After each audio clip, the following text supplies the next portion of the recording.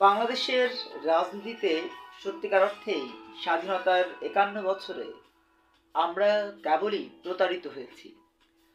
আপনি যদি একটু গভীরভাবে ইতিহাস পর্যবেক্ষণ করেন, আমাদের রাজনৈতিক ইতিহাস বা রাজনৈতিক অতীতের দিকে আপনি একটু তাকান, দেখতে পাবেন যে যখন স্বাধীনতা উত্তর সময়ে আমাদের বাংলাদেশের অর্থনীতি, শিক্ষা, সাহিত্য, সংস্কৃতিকে গড়ে তোলার প্রয়োজন ছিল, তখনই একটি অংশ চরমভাবে অনৈতিকতার পথে ধাবিত হয়েছে।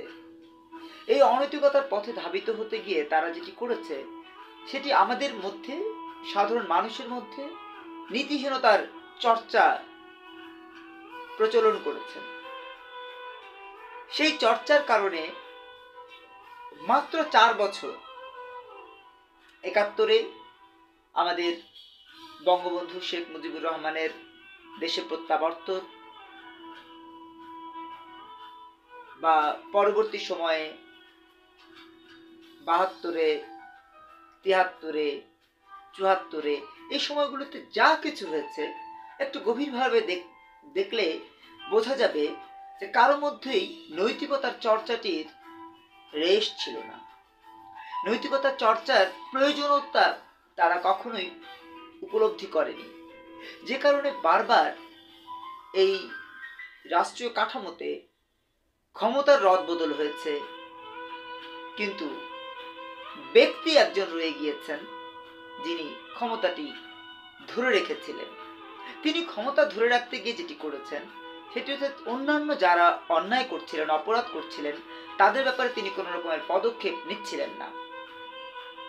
তারই ফলশ্রুতিতে আমরা দেখেছি বঙ্গবন্ধুর মতো একজন বিখ্যাত মানুষকে, একজন সত্যিকার অর্থে ত্যাগী রাজনীতিককে সরিয়ে দেওয়ার এই চিন্তা থেকেও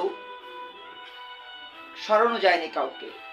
যারা বঙ্গবন্ধু হত্যাকাণ্ডের সাথে জড়িত ছিল, তারা শুধুমাত্র বঙ্গবন্ধু হত্যাকাণ্ডের এই ঘটনাটিকেই মাথায় রাখেনি, এরা মাথায় রেখেছিল অর্থনৈতিকভাবেও যেন লাভবান হওয়া যায়, অর্থনৈতিকভাবেও যেন আখের গোছানো যায়। একটি চক্র এই কাজগুলো করেছে, যে কারণে বঙ্গবন্ধু হত্যাকাণ্ডের পরে আমরা দেখেছি পরবর্তী সময়ে যারাই ক্ষমতা এসছে, সরকার গঠন করেছে, তারা এর পরে যে পদক্ষেপ নেওয়া প্রয়োজন সেটি তারা নেয়নি। অর্থাৎ রাষ্ট্রকে, রাষ্ট্রের শাসন ব্যবস্থাকে, সাধারণ মানুষকে একটি অর্থনৈতিক মুক্তির রাস্তা তৈরি করে দেওয়ার যেই সম্ভাবনার রাস্তাটি ছিল, সে রাস্তায় তারা কখনোই হাঁটেনি।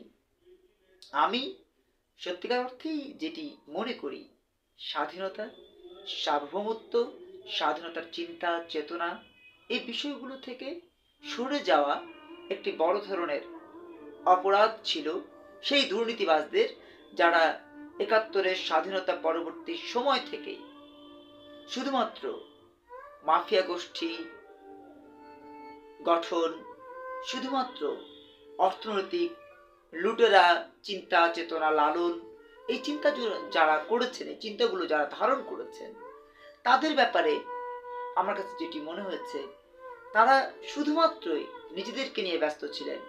না দেশের মানুষ, না দেশের মানচিত্র, না দেশের স্বাধীন সার্বভৌমত্ব, কোনো কিছু নিয়ে তাদের ভাবনা ছিল না। যে কারণে বঙ্গবন্ধু একদিকে যখন দেশের উন্নয়ন, দেশের কল্যাণ নিয়ে কাজ করছিলেন, তখন এই সব ব্যক্তিদের অন্যায় অপরাধ দেখে তিনি বলেছিলেন যে আমার চারপাশে শুধু চাটার দল। আচ্ছা, তারপরে কি হয়েছে? 15 আগস্টে বঙ্গবন্ধুর মতো একজন হিমালয়ের মতো মানুষকে হত্যার মধ্য দিয়ে, সপরিবারে হত্যার মধ্য দিয়ে যেই ঘটনা তারা ঘটিয়েছে, সেই ব্যক্তিরাই কিন্তু পরবর্তীতে জিয়াউর রহমানের, মেজর জিয়াউর রহমানের রাষ্ট্রীয় কাঠামোতে এসে গোড়াপত্তন করেছে। নিজেদের যেই শেকড় রয়েছে সেই শেকড় গ্রথিত করেছে। যে কারণে আমরা দেখেছি যে জিয়াউর রহমানেরও একই ধরনের পরিণতি হয়েছে বঙ্গবন্ধু এবং জিয়াউর রহমান একই পরিণতি হয়েছে। মূলত তাদের মধ্যে দেশপ্রেম ছিল, আর তাদের চারপাশে যারা ছিলেন তারা ছিলেন চরম রকমের দেশ বিরোধী, আমাদের স্বাধীনতা বিরোধী, সার্বভৌমত্ব বিরোধী, আমাদের লাল সবুজের পতাকা বিরোধী, আমাদের গণমানুষের যে চিন্তা চেতনা লক্ষ্য উদ্দেশ্য সবকিছু বিরোধী। তারা ছিলেন শুধুমাত্র নিজেদেরকে নিয়ে ব্যস্ত। এই নিজেদেরকে নিয়ে ব্যস্ত মানুষগুলোই পরবর্তীতে এরশাদ সরকারের কাঁধের উপরে ভর করেছে, চেপে বসেছে। এবং আমরা খুবই দুঃখজনক হলেও সত্য যে লক্ষ্য করলে দেখব যে এরশাদ সরকারের মন্ত্রী পরিষদে যারা ছিলেন তারা বঙ্গবন্ধু বলেন, জিয়াউর রহমান বলেন, এই দুটি সরকারেরই বিভিন্ন জায়গায় দায়িত্ব পালন করেছেন। পরবর্তীতে মির্জাফর হিসেবে যাদেরকে চিহ্নিত করা হয়, সেই খন্দকার মোস্তাকের সরকারেও এই ব্যক্তিরাই ছিলেন। এবং খুবই আলোচনার বিষয় এটি যে স্বাধীনতার ৫১ বছর পর এসে সেই ব্যক্তিরা যারা বঙ্গবন্ধু হত্যাকাণ্ড, জিয়াউর রহমান হত্যাকাণ্ড অথবা পরবর্তী সময়ে যেই বাঁক বদলের রাজনীতি বাংলাদেশে তৈরি হয়েছে, প্রতিটি বাঁক বদলের রাজনীতিতে তারা বাঁক বদল চেষ্টা করেছেন। যে কারণে আমরা দেখেছি যে সরকার গঠনে যখনই এরশাদ মনোনিবেশ করলেন তখন বেশ কিছু ব্যক্তি নিজেদেরকে দলীয় প্রধান হিসেবে আবির্ভূত করলেন, তারা দলীয় প্রধান হিসেবে আসলেন। এরপরেও যখন এরশাদ সরকারের কাছ থেকে কোনো রকম ফায়দা তারা হাসিল করতে পারেনি, পরবর্তীতে দেখা গেছে যে আরেকটি কাঠামোতে এসে তারা এরশাদের বিরোধিতা শুরু করলেন। এবং যার কারণেই ৯০ স্বৈরাচার বিরোধী আন্দোলনের সূচনা হয়েছে। একজন ত্যাগী, একজন নিবেদিত ব্যক্তিকে স্বৈরাচার উপাধি নিয়ে তারপরে ক্ষমতা থেকে নামতে হয়েছে এবং চরম রকমের একটা অন্যায় অপরাধ দুর্নীতির দিকে দেশ এগিয়ে গেছে। তারপরে বিএনপি ক্ষমতা এসেছে। বিএনপি সরকারেও ওই ব্যক্তিরাই ছিলেন যারা এরশাদ সরকারের বিভিন্ন জায়গায় ছিলেন। যখন ফায়দা হাসিল করতে পারেন এরশাদের কাছ থেকে, সেই এরশাদের জাতীয় পার্টি ২-৩টি ভাগ হয়েছে। যারা ভাগ করেছেন তারা কারা? তারা কিন্তু সেই বঙ্গবন্ধু বলেন, জিয়াউর রহমান বলেন, এরশাদ বলেন, ৩ সরকারের সময় ফায়দা হাসিল করা ব্যক্তি। এই ব্যক্তিদেরকে এখন জাতি মনে না রাখলেও ইতিহাস কিন্তু মনে রেখেছে। যেমন নাজির রহমান মঞ্জু, আনোয়ার হোসেন মঞ্জু, বি চৌধুরী, কাজী জাফর, শাহ মুয়াজ্জেম, এরকম অনেক ব্যক্তি পরবর্তীতে এসে আলাদা দলও করেছেন।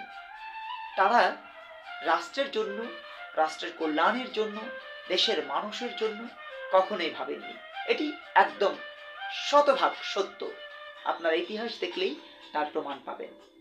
এখন ৫১ বছর পর এসে হালুয়া রুটির ভাগাভাগি করতে গিয়ে দেখা গেল যে এরশাদ নেই, আমাদের জিয়াউর রহমান নেই, কিন্তু তাদের রাষ্ট্রীয় কাঠামোতে যারা ছিলেন তারা এখন এসে এই সরকার অর্থাৎ চলমান সরকারের সময়ে যেই ৩ টার্ম চলে গেছে, এই ৩ টার্মেও তারা বিভিন্নভাবে কিন্তু জায়গা দখল করেছেন এবং ক্ষমতায় আছেন।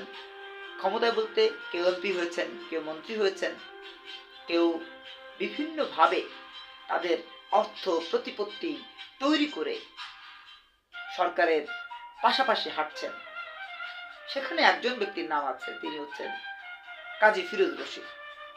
আমরা তোফায়েল আহমেদ, আমির হোসেন আমু, আমরা সুরঞ্জিত সেন, আমরা আব্দুর রাজ্জাক, আমরা আমাদের বর্তমান সময়ে আমরা যাদেরকে প্রবীণ রাজনীতিবিদ হিসেবে সম্মান করি, শ্রদ্ধা করি, সেই কাতারে অনেককেই পাব।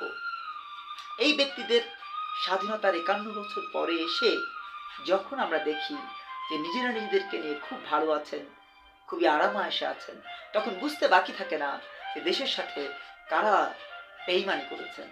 নাজির রহমান মঞ্জুর সন্তান, তিনি কিন্তু বিয়ে করেছেন আবার ক্ষমতাসীন পরিবারের সন্তানকে। তার মানে ক্ষমতার ভাগাভাগিতে উত্তরাধিকার সূত্রে তিনি বা তারা এখনো আছেন।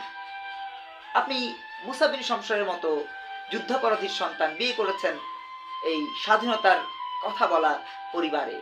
এমন অনেক ঘটনা রয়েছে যেগুলো আমাদের আসলে ইতিহাস থেকে জেনে নিতে হবে। এই কারণে দেশকে আমাদের ভালোবাসতে হবে, দেশের কল্যাণে কাজ করতে হবে। দেশের কল্যাণ যদি আপনি করতে না চান সেটি ভিন্ন কথা, কিন্তু দেশের কল্যাণ যদি চান সেক্ষেত্রে অবশ্যই আপনাকে ইতিহাস থেকে শিক্ষা নিয়ে দেশের জন্য নিবেদিত থেকে কাজ করতে হবে। ইতিহাস এবং ঐতিহ্যের পথে এগিয়ে যেতে হবে। স্বাধীনতার সার্বভৌমত্ব, ধর্ম, মানবতা, সমাজ, সভ্যতাকে বুকে লালন করে। আর সেই চিন্তা থেকেই নতুন ধারার রাজনীতি।